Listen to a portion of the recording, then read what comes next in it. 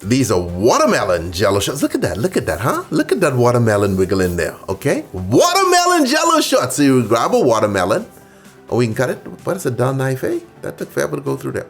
And we can scoop out the insides.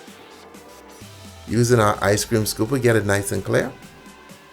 And then we come behind that with some hot water, to which we can put in our unflavored gelatin. Stir, stir, stir, stir, stir. What are you doing? Why are you poking it like that? Stir, stir, stir, stir, stir. Get that dissolved. And now we come behind with some red Jello. You could use watermelon if you have, or cherry. Ain't nobody gonna know. No one's gonna be eating this watermelon and go, this does not taste like watermelon, it tastes like cherry. And then we come behind with some watermelon vodka. If you don't have watermelon vodka, use regular vodka. It does not matter, okay? We're here to drink. We're not here to complain.